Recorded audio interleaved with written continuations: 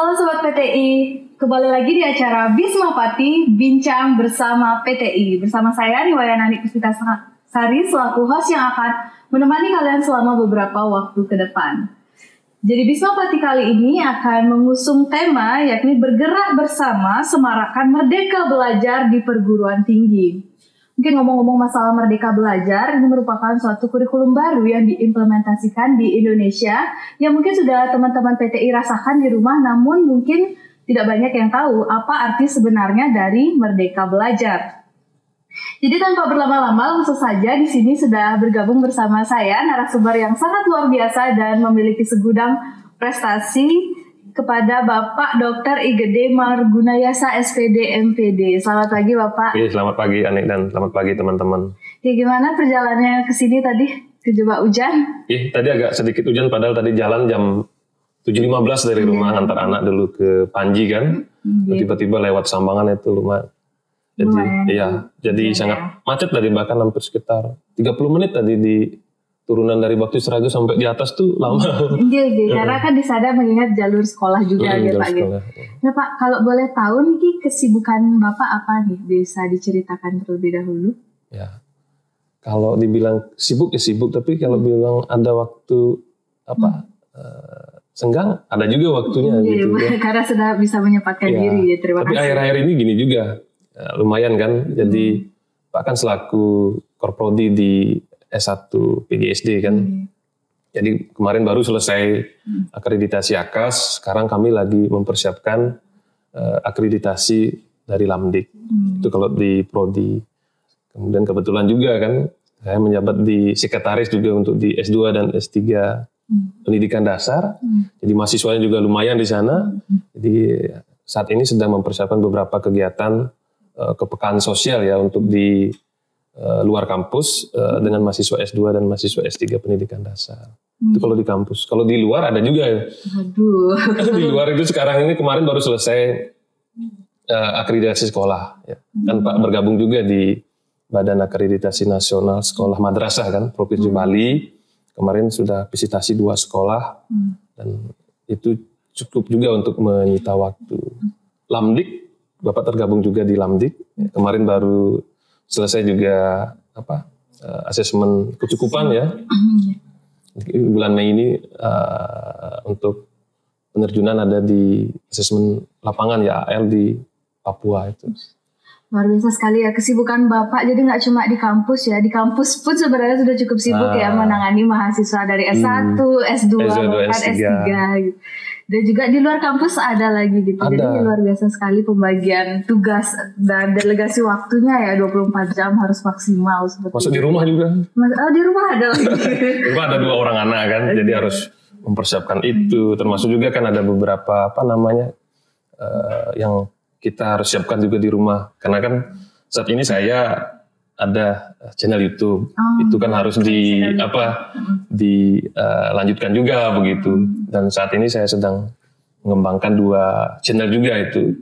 Channel lagi ya? Ada 2 lagi dan saya pikir itu lagi 3-4 bulan pasti sudah bisa menghasilkan lah begitu kira-kira. Karena jadi sambil mempersiapkan itu juga, termasuk ada juga kesibukan lain sih. Karena saya kan mengelola bimbingan belajar online. Itu untuk memfasilitasi teman-teman di seluruh Indonesia itu mengikuti ujian seleksi. Jadi kalau mau masuk perguruan tinggi, masuk STAN, sekolah kedinasan, kami menyediakan bimbingan belajarnya dengan berbasis CBT. Kita kelola itu juga dan saya juga pendirinya di situ.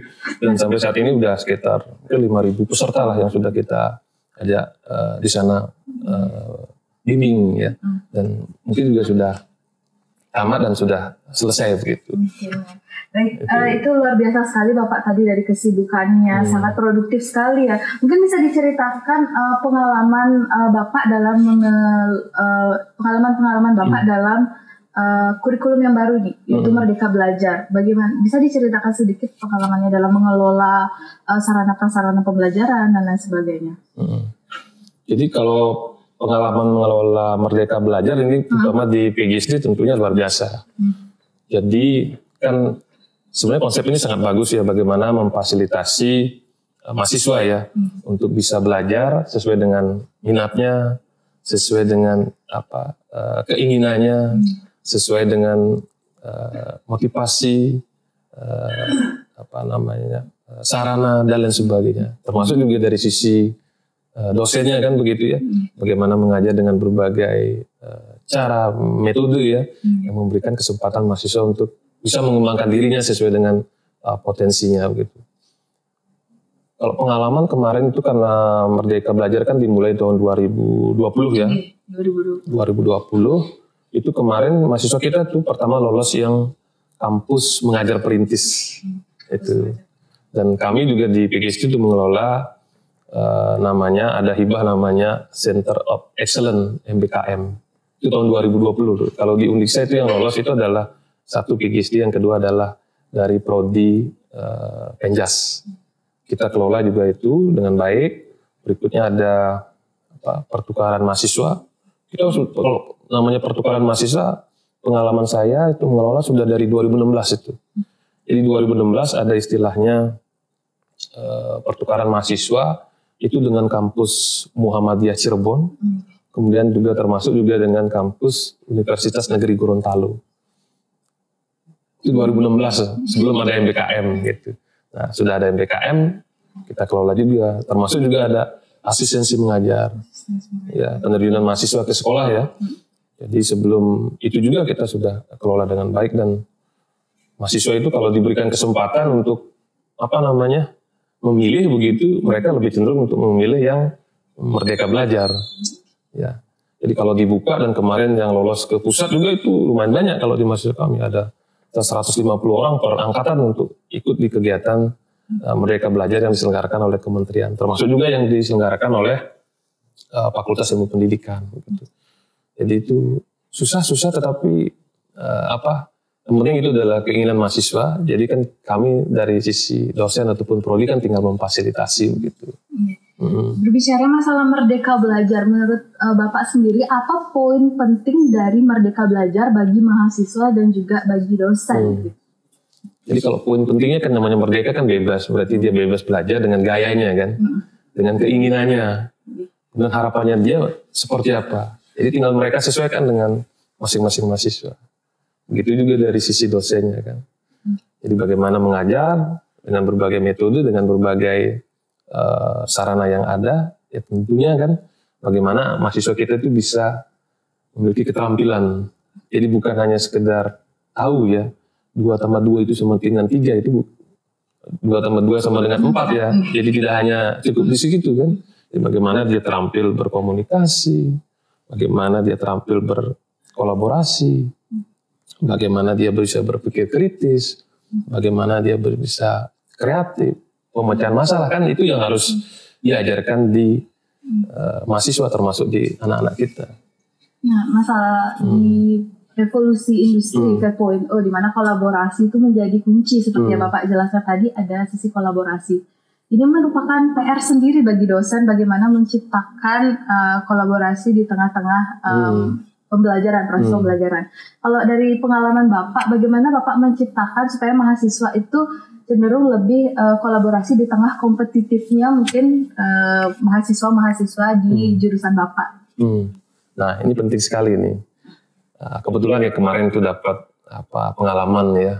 Jadi belajar ke Jepang selama 1 bulan, itu kaitannya juga dengan implementasi pembelajaran kolaboratif khusus untuk itu. Dan pengalaman itu saya coba bawa ke sini dan saya juga untuk terapkan. Memang kendala yang paling terasa itu adalah untuk penerapan kolaboratif itu adalah kompetisi. Jadi kalau di dalam pembelajaran kompetisi yang naik, nggak akan mungkin terjadi kolaborasi gitu. Makanya kita harus jauhkan proses pembelajaran itu dari kompetisi. Nah, berikutnya gimana caranya kan gitu supaya anak-anak mau berkolaborasi, karena itu aspek yang sangat penting bagi kita, termasuk juga bagi anak-anak kita. Satu contoh, saya ngajarin kolaborasi, nggak akan mungkin saya meminta kepada anak-anak atau mahasiswa, adik-adik tolong kerjasama ya. Tidak akan ada yang mau kerjasama, ya kan? Jadi kalau kita yang meminta mereka untuk berkolaborasi, nggak ada. Jadi bagaimana sebenarnya kita bisa memfasilitasi supaya mereka tuh mau berkolaborasi. Saya harus ketemu dengan dia, ya kan, untuk mendapatkan ini dan untuk menghasilkan ini, gitu. Di dalam konteks pembelajaran pun sama seperti itu. Ya. Jadi kalau disuruh-suruh anak-anak tidak mau, paling dia mendekat, ya kan, habis itu menjauh lagi, karena mereka tidak perlu. Tapi kalau mereka diciptakan sebuah kondisi, ya, mereka akan mendekat. Contoh ini, kalau hanya pembelajarannya misalkan apa yang dimaksud dengan rangkaian seri, itu mereka topik diskusi nggak akan mungkin ada kolaborasi. Tapi kalau dinaikkan lagi ke levelnya, ya, yang menuntut mereka untuk berkolaborasi, mereka akan mendekat. Gitu. Maka di yang saya kembangkan ada dua sebenarnya konteks di dalam kelas. Itu ada lembar kerja, di dalamnya itu ada ininya. Yang pertama adalah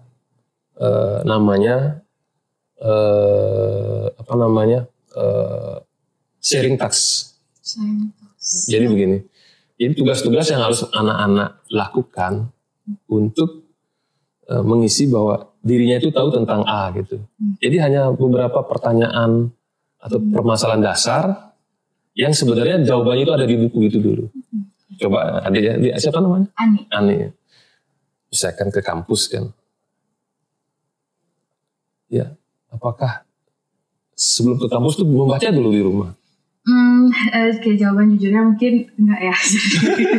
Yang gitu kan? Iya. Jadi di mahasiswa itu sama. Iya kan? Kita masuk, jangan di mahasiswa, kita pun kalau nggak ada kebutuhan nggak akan membaca. Nah gitu. Maka saya buatkan dulu konteks permasalahan yang jawabannya itu ada di buku. Jadi langsung diberikan, nggak suruh. Sama dengan di sekolah dasar, saya beberapa sekolah mendampingi kan. Suruh anak-anak, ya anak-anak silakan baca dulu, ibu tunggu 15 menit. 7 menit udah selesai. Iya kan? Nggak tahu apa. Mahasiswa juga begitu kan. Ya. Di beberapa yang saya amati, suruh baca dulu, udah baca. Ya kan? Tapi setelah ditanyakan nggak bisa jawab. Nah, ya kan? Tapi sekarang saya balik. Gitu. Ada tugas yang harus mereka kerjakan. Oh, karena ada tugas, ya kan? Otomatis ya, apa jawabannya ini? Baca buku. Baca ada. Oh, saya bisa nih berarti. Ada dia. Jadi dia itu membaca karena keperluannya, kebutuhannya, bukan karena kita yang suruh. Nah, setelah itu mereka pasti mengerjakan sendiri-sendiri. Kan orang itu biasanya mau menunjukkan bahwa saya itu adalah yang paling bisa, paling pintar. Kompetitifnya pasti muncul. Nggak apa-apa di situ. Maka berikutnya harus dinaikkan, kegiatannya harus dinaikkan lagi ke level 2. Sama kalau main game itu kan, dinaikkan ke level 2. 1 itu semua orang bisa, level 2, level 3, level 4. Nah di situ, ketika orang, ya kan, ketika kita naikkan, dia kan nggak bisa jawab. Dia harus memahami, baca lagi. Nah, ketika dia tidak tahu, dia pasti akan bertanya kepada temannya. Dari situ muncul. Di situ muncul kolaborasi. Jadi kalau dia menantang, tugas yang kita berikan tuh membutuhkan mereka untuk berkolaborasi dengan orang lain. Maka dengan sendirinya, tanpa disuruh, mereka pasti akan mendekat dengan temannya.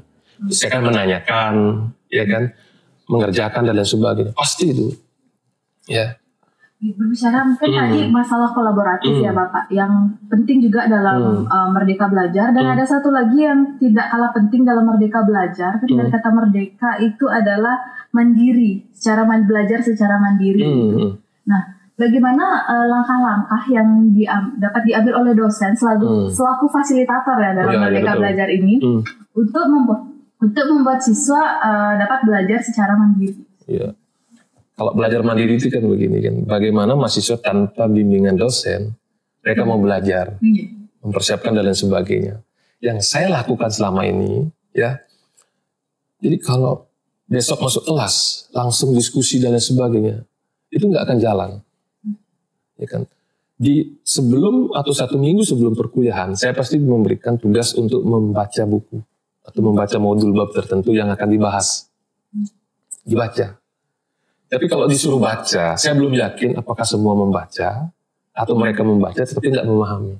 Saya minta anak-anak itu membuat ringkasan. Karena dia kalau membaca, habis itu nulis, jadi ingat dia. Ya, secara terekam di alam bawah sadar gitu. Dia menulis. Termasuk anak saya pun di rumah begitu.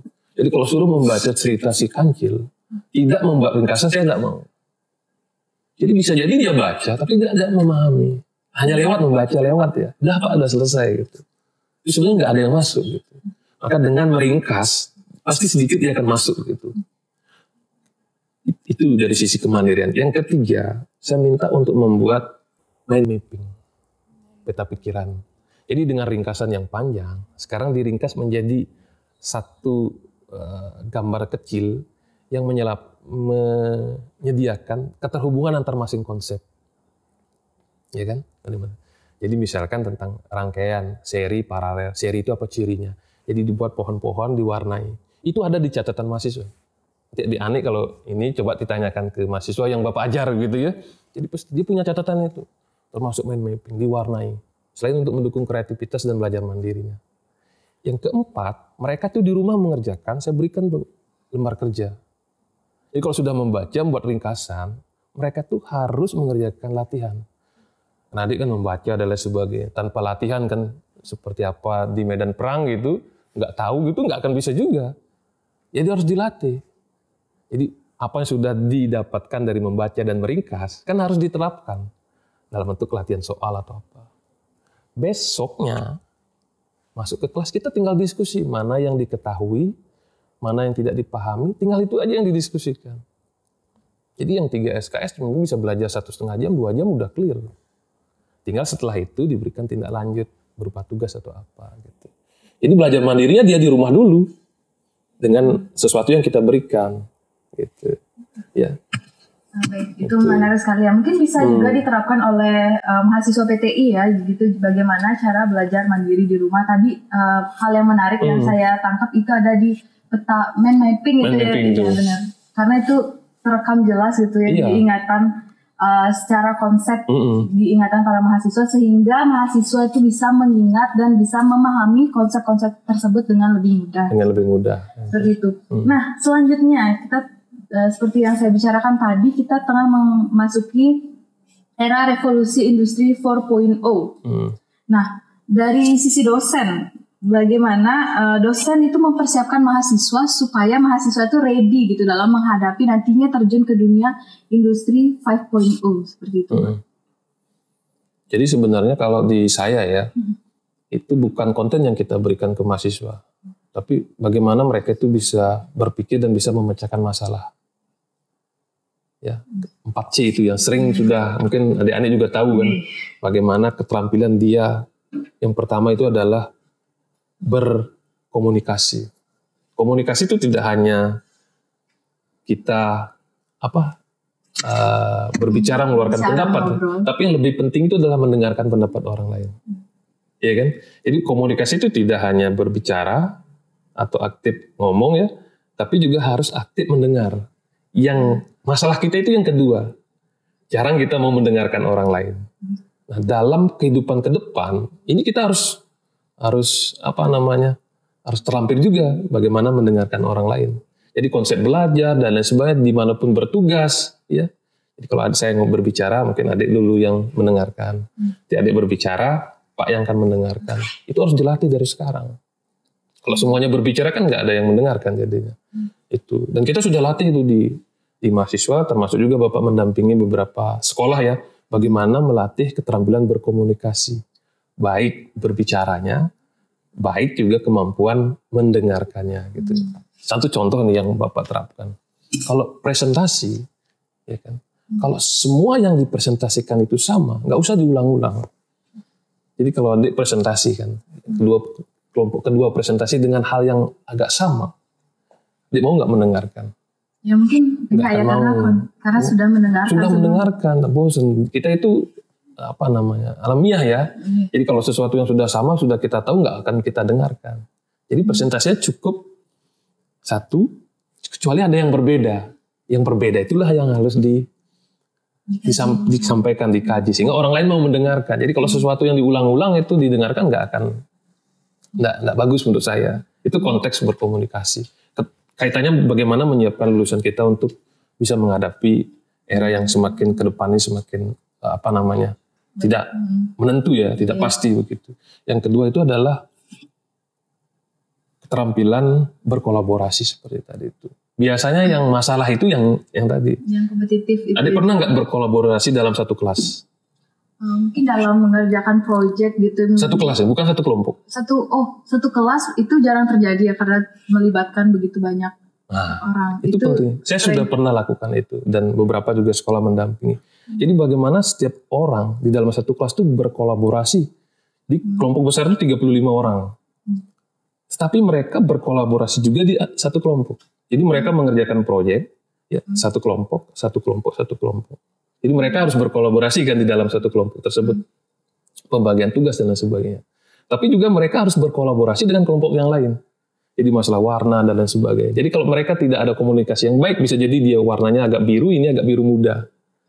Jadi ketika misalnya satu kelompok ini punya ide, ya berikutnya dia digabung menjadi ide besar, gambar besar itu yang luar biasa. Jadi itu kaitannya dengan mind mapping juga. Itu saya punya contoh dan beberapa gambar itu ada. Jadi anak-anak itu berkolaborasinya tidak hanya dalam satu kelompok kan, tetapi kolaborasinya antar kelompok dalam satu kelas. Termasuk juga bagaimana mahasiswa, termasuk kita juga kan harus berkolaborasi juga dengan mahasiswa dari prodi lain kan. Misalkan ini PGSD, kolaborasi dengan PTI. Jadi mungkin dari sisi konten, bahan, mungkin mahasiswa kami yang punya kan. Dari sisi teknik menghasilkan, membuat, ngambil dan lain sebagainya, mungkin teman-teman di PTI. Kemudian ini kolaborasi mengajarkan bahan ajar misalkan yang bahan ajar digital, sumber belajar digital dan lain sebagainya. Dan tentunya itu sudah kita lakukan juga dengan beberapa mahasiswa PTI. Itu kolaborasi kan, itu penting. Nggak akan mungkin kita bisa hidup tanpa kolaborasi. Ya kan, karena sejatinya kita kan makhluk sosial kan, jadi harus hidup bersama, berdampingan dengan orang lain. Yang ketiga itu pemecahan masalah. Ya kan dalam hidup itu nggak ada sesuatu pertanyaan yang bersifat apa yang dimaksud dengan perkembangbiakan vegetatif, apa yang termasuk dengan rangkaian seri, dengan apa itu rangkaian paralel, nggak ada dalam kehidupan sehari-hari. Yang ada itu adalah lampunya mati, kemudian ini disaklarkan, yang lain juga mati. Atau ini dicabut, yang lain juga mati. Itu permasalahan dalam konteks sehari-hari. Dan itu harus kita ajarkan ke mahasiswa. Lalu apa? Pembelajaran berbasis masalah. Gitu. Ya sering sekali itu, hal-hal yang kecil. Jadi kemarin itu, di ruangan saya, itu banyak tikus. Banyak tikus. Sampai itu dokumen-dokumen itu digerogoti, dihancurkan itu. Laci dihancurkan. Apa yang kita bisa perbuat di mahasiswa? Kebetulan kita mengajar mata kuliah itu adalah pengembangan keterampilan IPA ST. Saya ajak permasalahan itu. Ini loh foto-fotonya saya tampilkan ke mahasiswa. Mereka sekarang itu membuat alat jebak tikus. Jadi itu ada yang dari ember bekas, kemudian ada yang dari galon bekas, kemudian itu dibuat, kemudian diisi alat dan sebagainya. Bukan membeli loh. Jadi ini keterampilan pemecahan masalah. Berikutnya kita taruh di ruangan. Nah, dapatlah tikus-tikus yang menggerogoti itu. Nah itu kan pemecahan masalah yang harus kita ajarkan kepada mahasiswa. Jarang kita melihat itu sebuah masalah, padahal itu nyata, ada gitu, dan jarang kita mau pecahkan gitu. Hal-hal sederhana kita lakukan untuk supaya anak-anak kita itu terlibat pemecahan masalah. Belum lagi kemampuan berpikir kritis, kan. Termasuk juga kemampuan berpikir kreatif. Itu yang diperlukan dalam kehidupan nanti ke depan, termasuk juga nanti untuk anak-anak di SD, termasuk juga di rumah kan.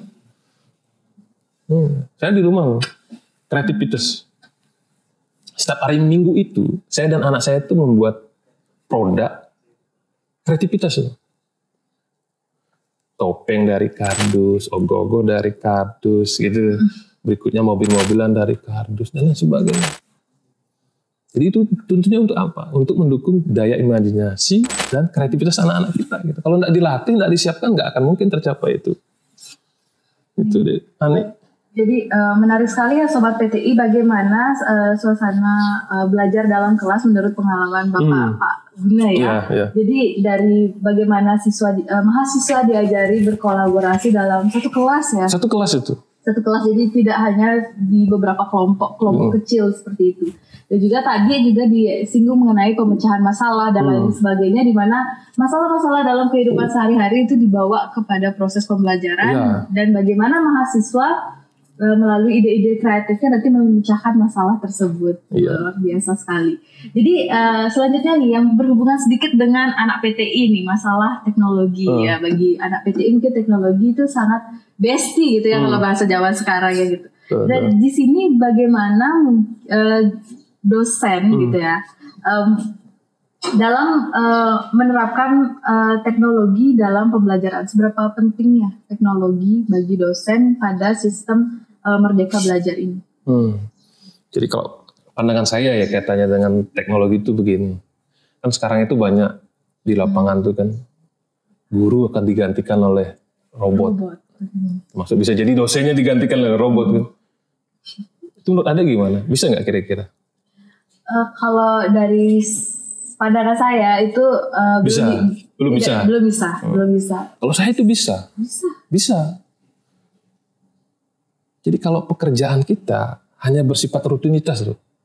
Contoh misalkan ngajar ya sampai di kelas kan, anak-anak udah buka bukunya.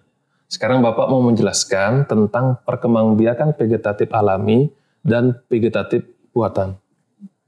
Vegetatif alami adalah begini-begini, vegetatif buatan adalah begini-begini. Entar dulu ya Bapak lupa, ambil dulu. Oh, macam-macam vegetatif alami adalah 1, 2, 3, 1, 2, 3, 4, 5, dan lain sebagainya. Anak-anak gimana? Paham? Ya Pak. Jawaban biasa. Ada yang bertanya? Saya Pak, apa yang dimaksud dengan ini? Oh ya, terima kasih. Saya jawab. Yang dimaksud dengan ini adalah ini. Kalau pembelajarannya hanya sebatas itu lebih baik diganti sama robot. Benar kan? Nah gitu. Jadi bisa jadi robot lo lebih pintar kan? Jadi sudah sistematis penjelasan dari awal sampai akhir. Bandingkan dengan kita bisa jadi lupa. Karena tadi mungkin macet, belum sarapan, akhirnya lupa menjelaskan gitu kan. Tiba-tiba kalau ditanyakan sama mahasiswa atau anak-anak, Pak yang ini di mana ya Pak? Kapan ininya? Oh, ntar dulu, Bapak lupa ini. Ambil Google kan. Tapi kalau robot semua database sudah ada kan. Ditanyakan apapun ditanyakan, ayo tanya-tanya lagi. Semua dijawab dengan baik. Kalah kita. Tapi kan pembelajaran tidak hanya sebatas itu.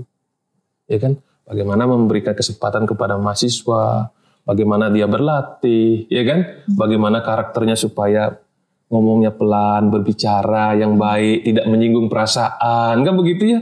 Bagaimana dia berkolaborasi, bagaimana dia disiplin, pembangunan karakter, kedekatan. Itu mungkin tidak bisa dilakukan oleh robot. Dan tugas kita kan di situ. Tidak hanya mengajar, tapi juga mendidik kan. Termasuk juga membimbing dan memotivasi. Sehingga di situ nggak akan mungkin diganti oleh robot. Kalau mau ke sana. Tapi kalau hanya sekedar selama ini hanya rutinitas mengajar, datang menjelaskan dan menjawab pertanyaan anak-anak, ya sebaiknya mungkin diganti aja. Pakai sesuatu taruh di meja gitu, dia menjelaskan ya berbicara dengan panjang lebar, ada yang bertanya dia jawab kan selesai masalahnya gitu. Nah kaitannya dengan itu juga tugas kita kan sekarang ini kan bagaimana dengan memanfaatkan teknologi yang ada, ya kan? Supaya pembelajaran itu bisa berhasil, gitu. Ya kan teknologi itu tidak sekedar produk barang atau IT yang bisa digunakan, tapi ide sebenarnya lebih penting. Bagaimana bisa memudahkan manusia atau kita dalam belajar supaya pembelajaran itu nanti efektif dan efisien, gitu. Jadi teknologi itu membantu, bukan menggantikan menurut saya. Itu dia. Jadi kalau di Bapak sendiri kan sebagai konten kreator juga di salah satu channel YouTube Bapak, itu kiat-kiat yang Bapak bisa lakukan untuk menarik mahasiswa agar konten yang Bapak punya itu menarik, itu ada nggak kiat-kiat tersendiri? Nah ini, jadi kalau berbicara tentang konten kreator itu sebenarnya saya ingin belajar sebenarnya. Benar nggak bahwa seseorang itu bisa menghasilkan uang miliaran rupiah dari YouTube? Saya nggak percaya dulu, ya kan? Masa sih orang hanya buat video-video begitu menghasilkan uang miliaran? Saya nggak percaya. Saya ingin membuktikan benar nggak itu. Nah, saya coba berusaha dengan teman-teman siapa yang mau terlibat gitu ya, ajak ke lapangan mencari, belajar. Akhirnya pertama tuh saya sedikit agak ini.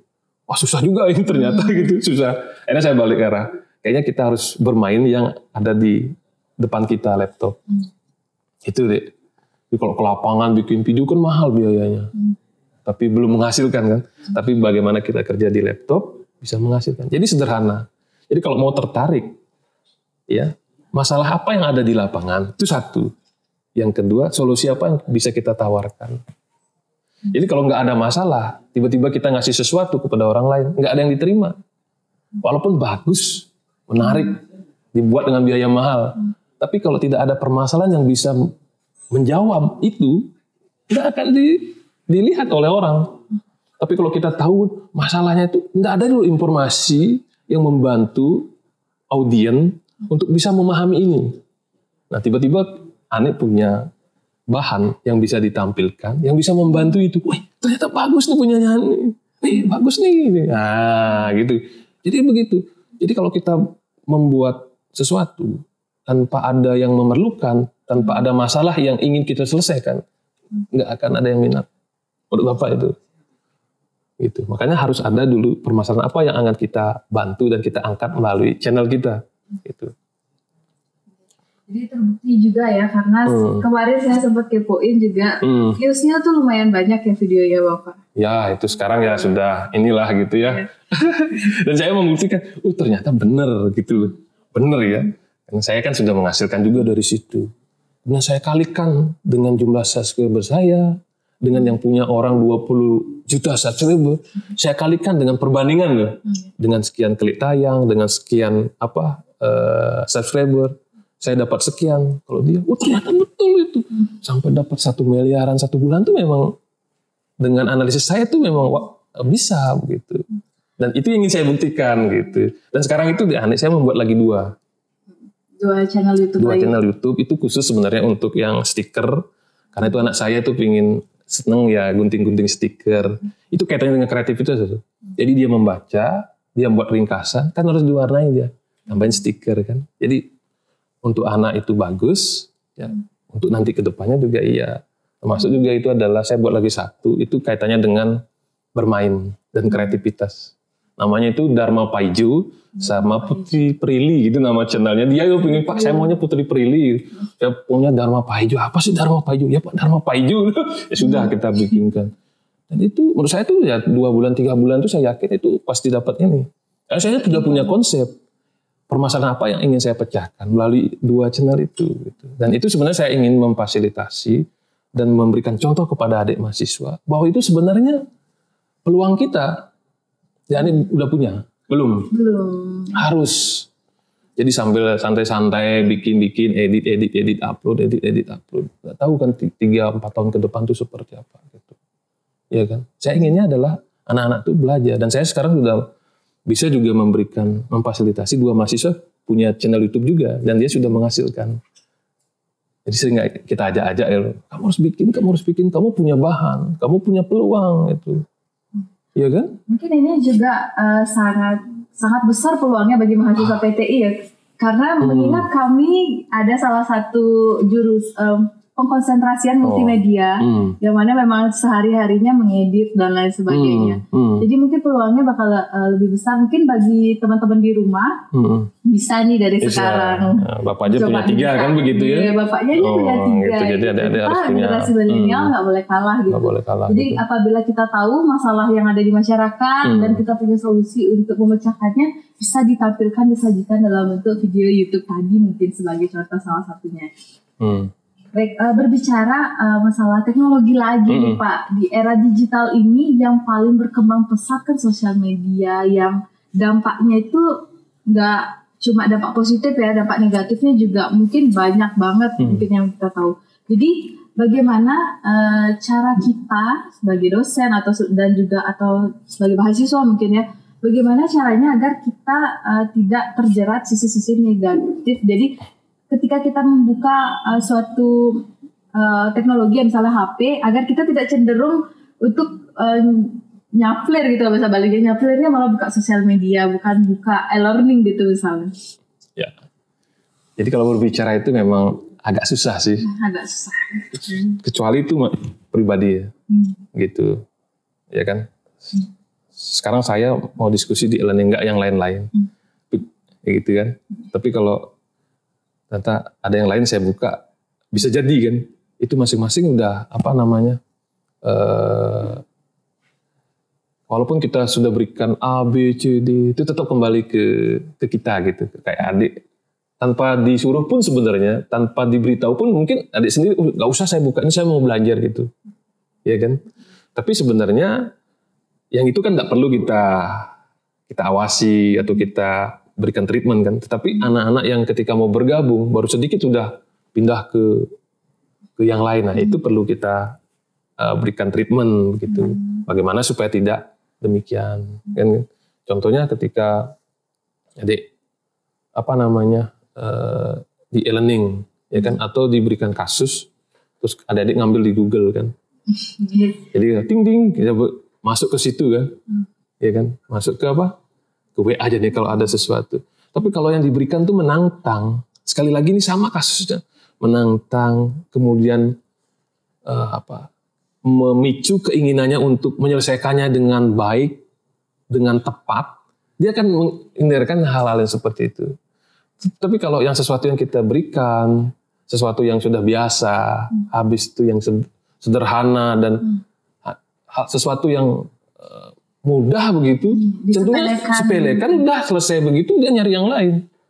Jadi bagaimana kita bisa menciptakan, walaupun anak-anak kita itu belajar dengan HP, tapi dia tidak mengerjakan yang lain. Caranya yang gitu, kita harus berikan tugas atau task yang bisa menantang untuk mereka melakukan itu dengan baik gitu. Kalau saya kuncinya hanya itu. Kalau menyuruh jangan, itu nggak bisa. Termasuk bagi anak-anak kita loh. Jangan gitu, kayak menurut saya itu nggak bagus. Tapi kalau saya misalkan anak saya supaya tidak lama dia nonton apa? Nonton TikTok, YouTube kan. Saya berikan secara tidak sadar, bapak ini punya video gitu. Ya apa? Ternyata yang video saya putarkan itu anak yang nonton YouTube, tiba-tiba matanya merah, keluar darah gitu. Gitu. Cerita saya nggak ngomong kamu jangan nonton YouTube loh, tapi ini ada cerita seperti ini. Di dalamnya ternyata ada merah matanya dan keluar darah. Pak harus ini berarti ya Pak nggak boleh lama-lama gitu. Ya, tapi kalau lama-lama juga nggak apa-apa. Paling merah matanya. Jangan Pak gitu. Nah gitu. Jadi dia sadar sendiri. Kalau kita nggak ngasih itu malah mereka makin mau lagi gitu. Berarti yang terpenting itu menyadarkan efek negatifnya ya, dan itu lalu dikembalikan lagi karena kan mahasiswa bukan anak kecil lagi ya. Mahasiswa juga sama seperti itu. Kami sering pembelajaran itu saatnya menggunakan HP ya kita kasih gitu. Daripada mahasiswa kita itu diam-diam di bawah buku, ya kan? Tangannya tik, habis itu kan nggak bagus. Aneh. Sekarang waktunya kita belajar dengan berbagai sumber yang ada. Silakan buka HP-nya, nggak apa-apa. Ya kan? Ini loh permasalahannya. Silakan pecahkan. Ya sudah cari dengan berbagai sumber kan. Kemudian dia diskusi dan lain sebagainya. Sudah sampaikan di awal. Kalau kamu nyari yang lain, silakan. Ya kan? Nggak masalah. Tapi nanti saya pasti tunjuk. Kan yang gitu-gitu kita kelihatan kan. Adik-adik agak berubah lagi ekspresi mukanya. Berarti itu pasti buka yang lain. Kalau tidak buka WA, buka IG dan lain sebagainya. Tembaklah itu mahasiswanya. Ya emang coba strategi gitu. Ditunjuk tuh emang paling berhasil buat mahasiswa. Tapi itu harus tepat. Harus tepat itu. Kita udah tahu kan. Makanya tugas guru atau tugas dosen di kelas itu bukan mengajarkan, tapi melihat, mengobservasi anak-anak. Siapa yang sudah bisa belajar, siapa yang belum. Yang kita fasilitasi itu anak-anak yang tidak bisa belajar atau belum bisa belajar.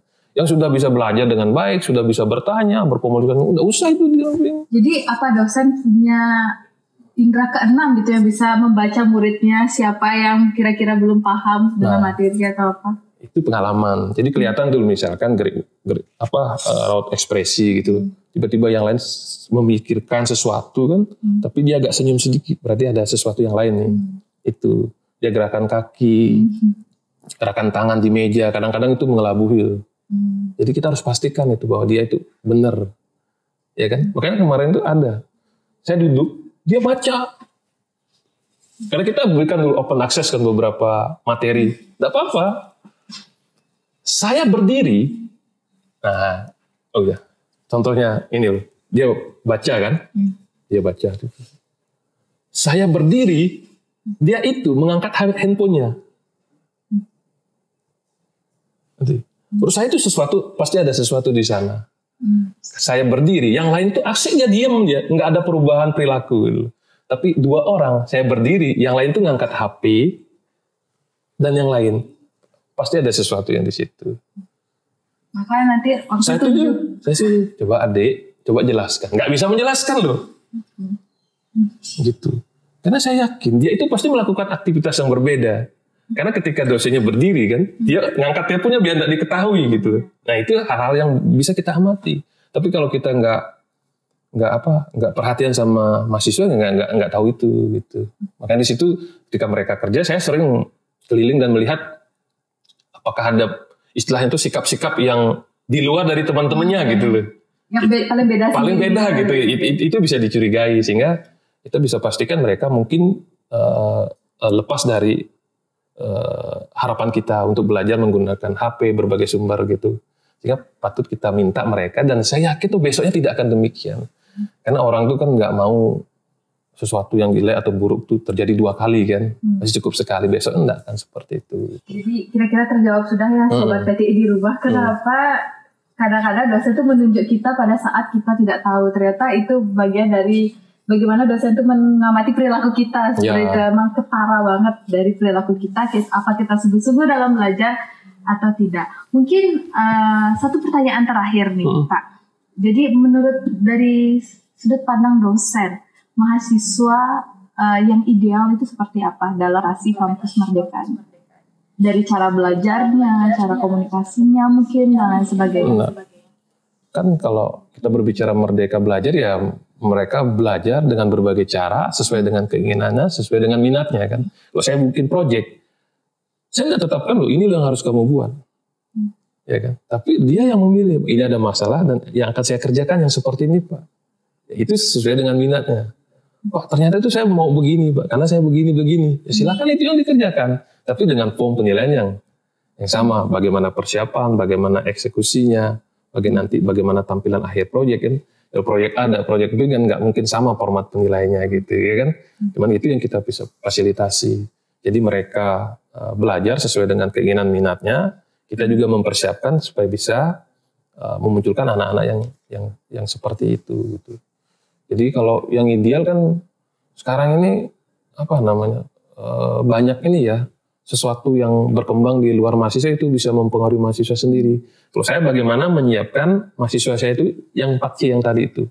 Bagaimana dia terampil berkolaborasi dengan orang lain. Bagaimana dia terampil berkomunikasi. Tidak hanya berbicara tapi juga mendengarkan kan. Bagaimana memecahkan masalah. Itu aspek penting. Anak-anak ya tiba-tiba sepatunya robek. Apa yang harus mereka lakukan? Harus bisa memecahkan masalah kan. Ya kan, termasuk juga berpikir kritis, ya kan, kalau ada informasi yang mana benar, yang mana salah, termasuk juga berkreasi, kreativitas. Jadi pernah nggak, saya kemarin tuh buat mobil listrik loh di PGSD. Iya, mobil listrik saya buat sama mahasiswa, ya kan. Kemudian perahu dari botol plastik dan lain sebagainya. Itu adalah untuk mendukung mereka tuh berkreasi. Ya, pasang kabel, PLN dan sebagainya, saya ajarkan loh di mahasiswa.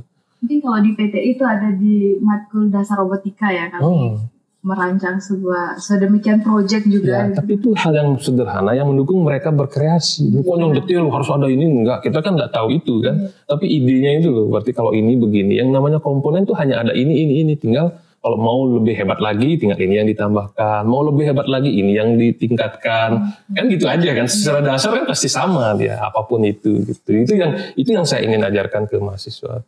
Jadi mungkin bisa saya simpulkan. Jadi kayak kalau mahasiswa yang ideal itu di mana mereka 4C tadi terimplementasi dalam diri mereka ya. Bagaimana sikap kolaboratif, critical thinking tadi.